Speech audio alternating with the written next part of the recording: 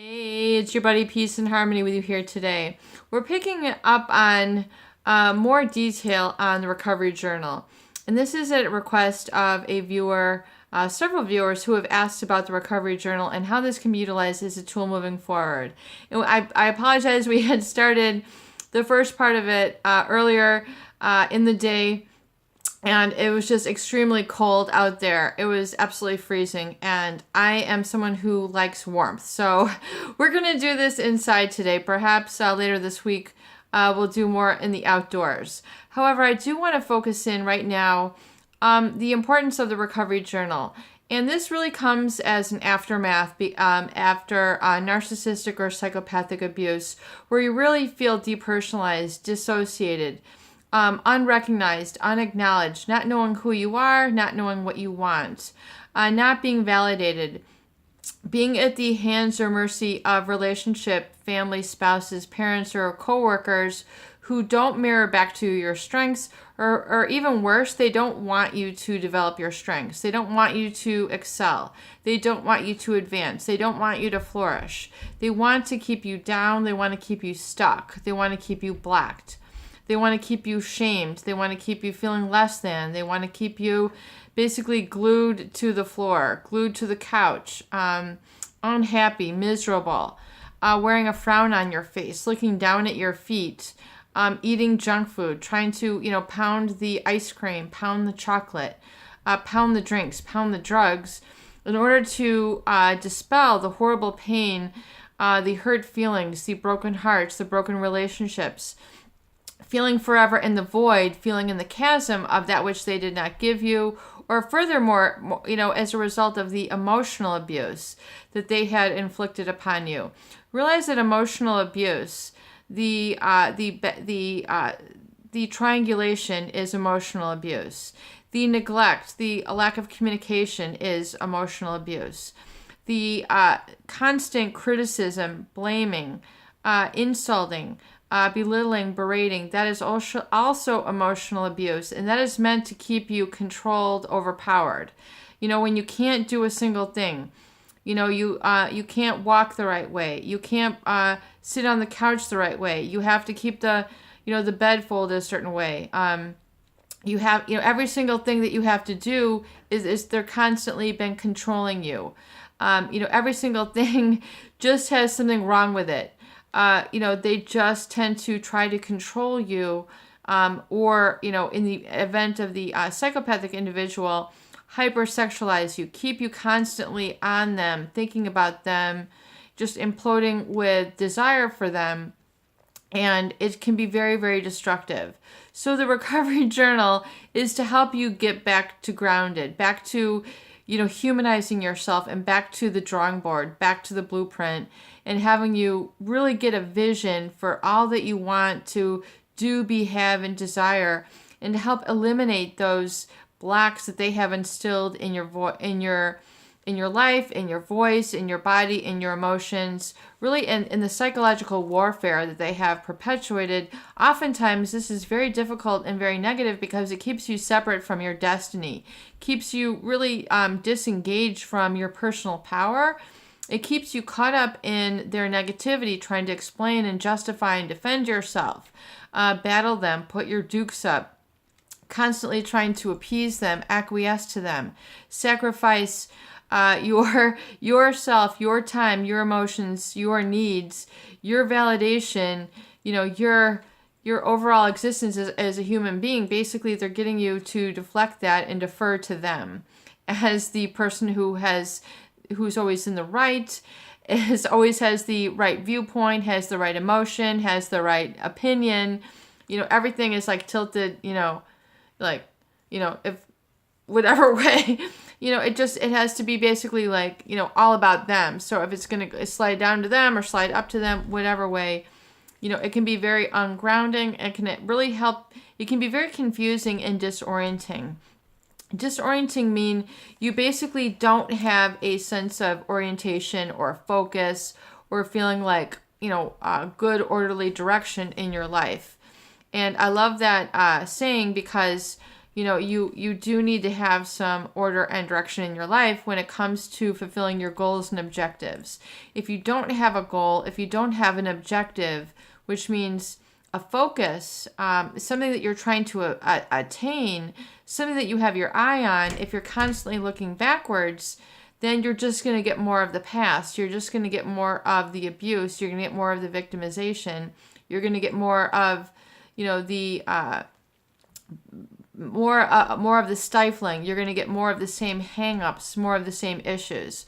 So it's very important to unplug from those people, situations, and cycles, and really reorientate yourself to what you want and to what you truly need, want to do, and to have.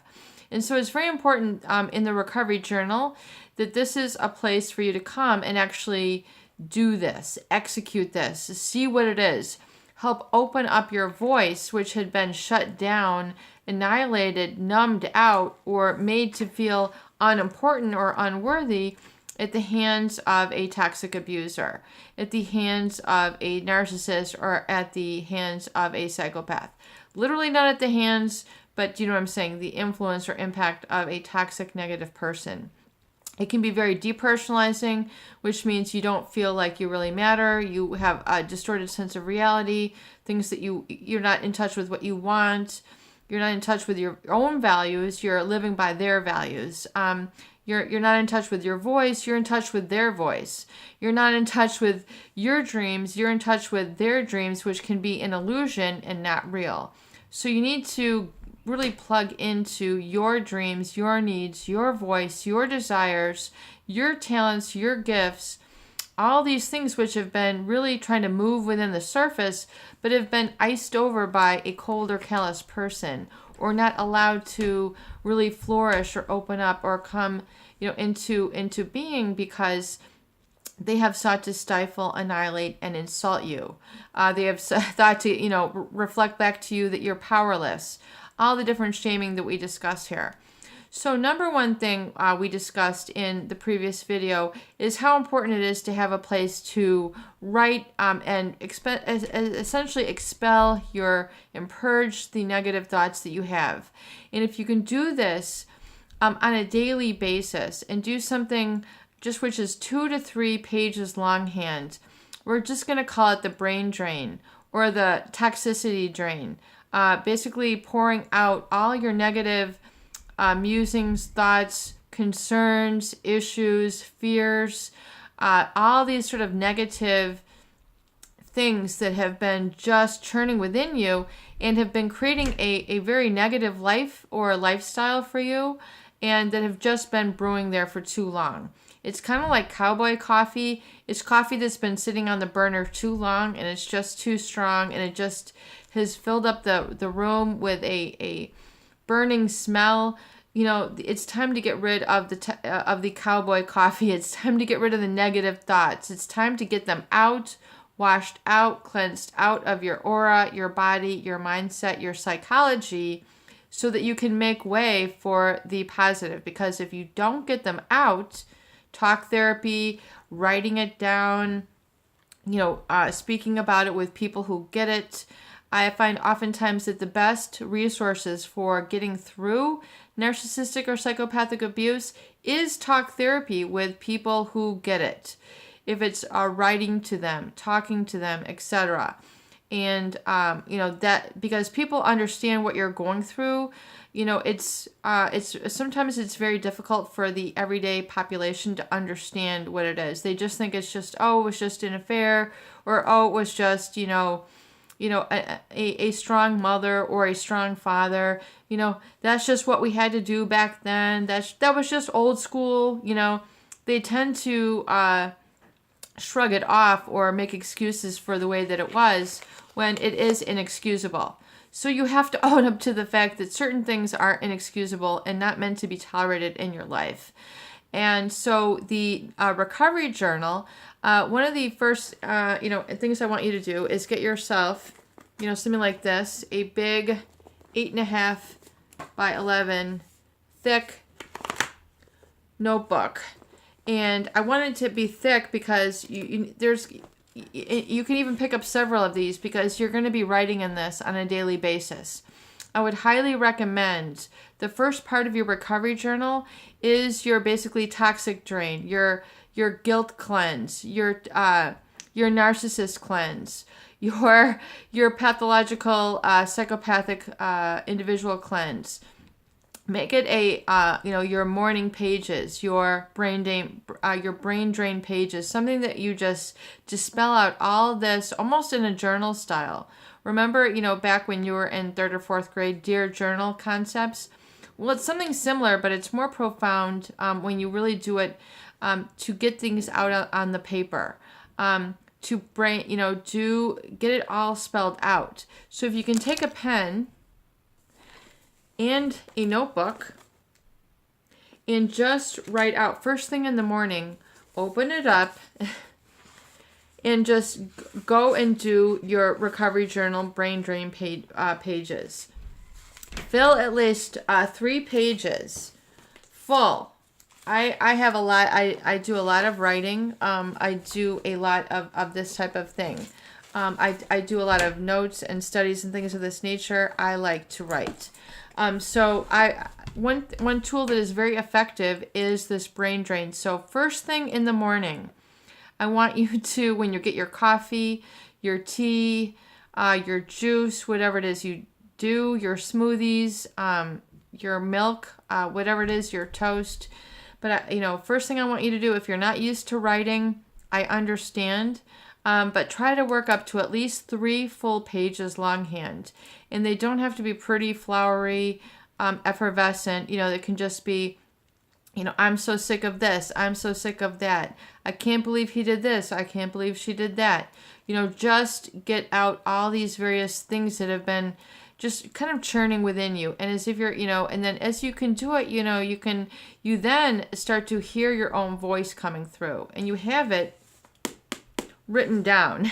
And it's for your eyes only. This is not something that you go and publicize to the world and talk about, with your friends over lunch. This is something for you. It is a tool for which you are to write out just free form, free consciousness, what you are feeling, thinking, and emoting about, and,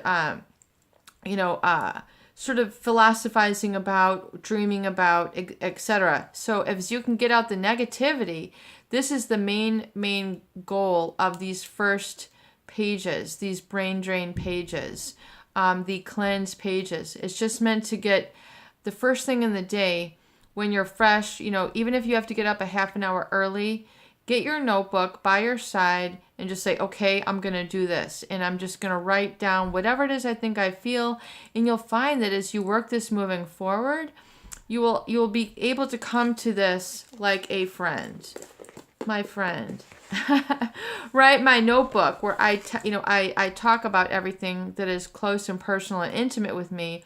And I can rather than unloading it onto somebody, I can actually start getting it out of the system, because the presence of toxic people creates a negative toxic emotion, which is holding you down, keeping you stuck, keeping you stifled.